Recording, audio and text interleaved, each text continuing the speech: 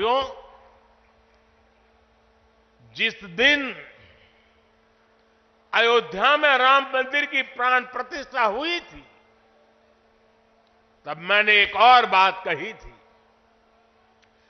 22 जनवरी से अब नए काल चक्र की शुरुआत हो चुकी है।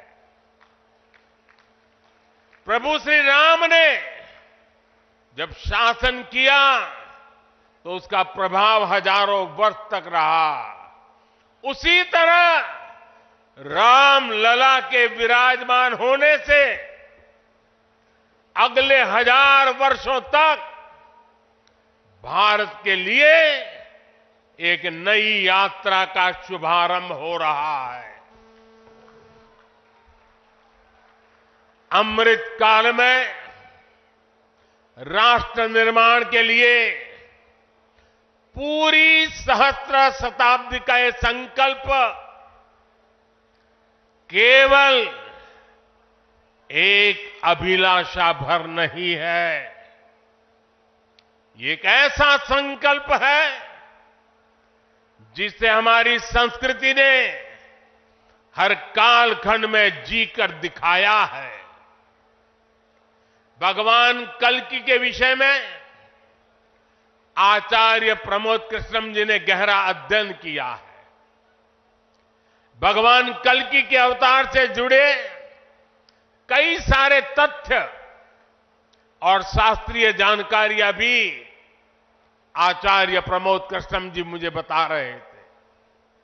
जैसे उन्होंने बताया कि कल्कि पुराण में लिखा है, शंबले वस तस्तस्य सहस्त्र परिवत्सरा, यानी भगवान राम की तरह ही कल्कि का अवतार भी हजारों वर्षों की रूपरेखा तय करेगा।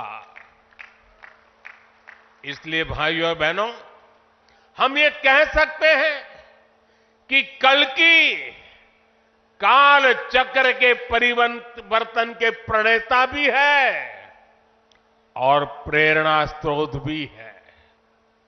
और शायद इसीलिए कल्कि धाम एक ऐसा स्थान होने जा रहा है जो उन भगवान को समर्पित है जिनको अभी अवतार होना बाकी है।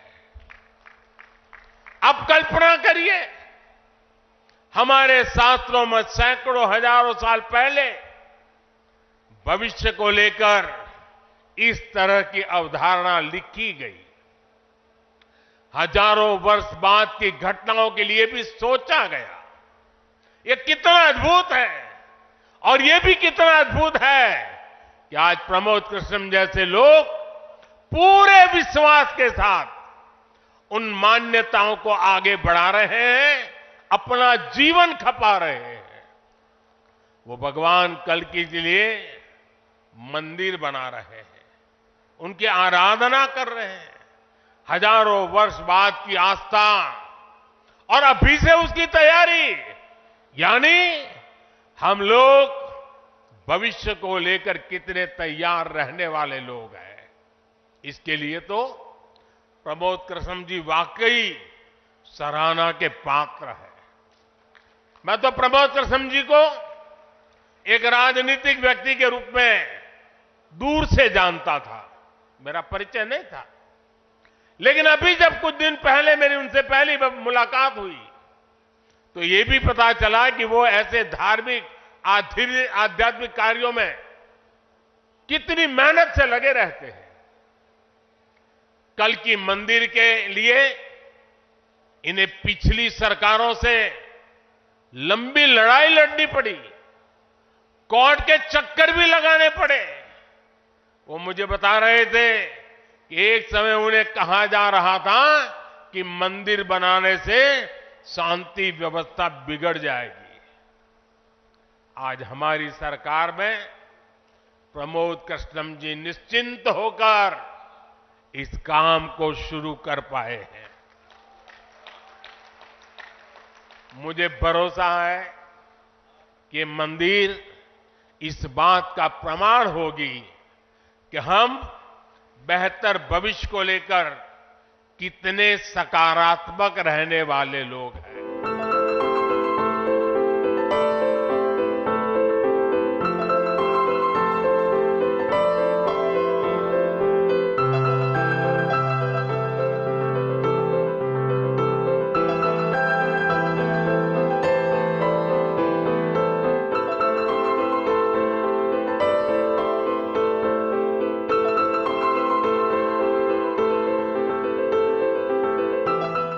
अयोध्या में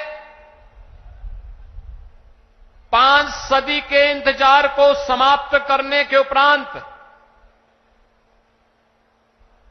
प्रभु श्री रामलला के भव्य मंदिर को बनाने और रामलला को विराजमान करवाने के उपरांत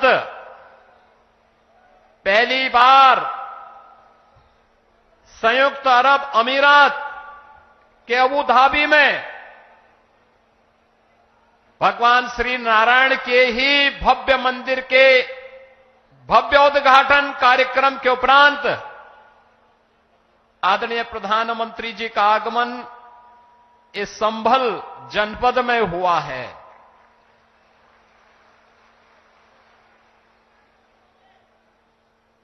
बहनों और भाइयों,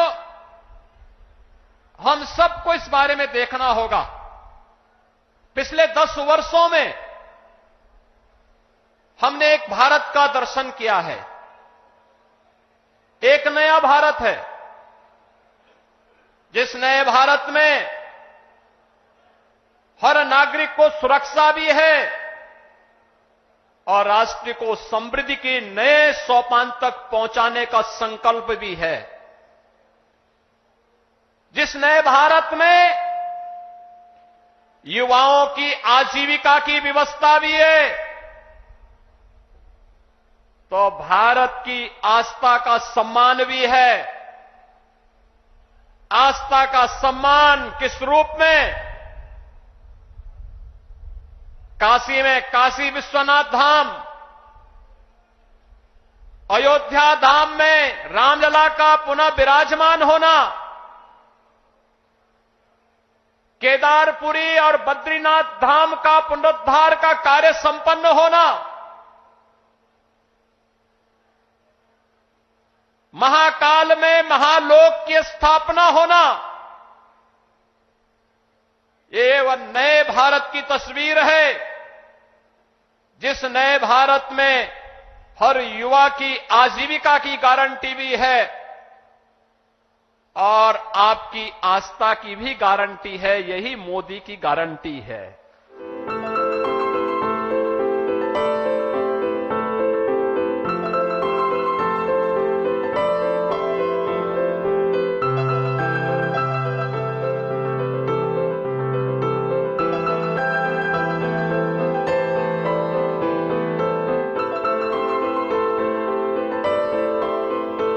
मोदी जी ने मंदिर का शिलान्यास किया है, तो क्या मानते हैं? आज श्री कल्की धाम की आधारशिला प्रधानमंत्री जी के कर कमलों द्वारा रखी गई। प्रधानमंत्री जी ने जो उद्बोधन किया, जिस भाव से पूजन किया, प्रधानमंत्री ने जिस श्रद्धा से पूजन किया, श्री कल्की धाम की धरती को नमन किया।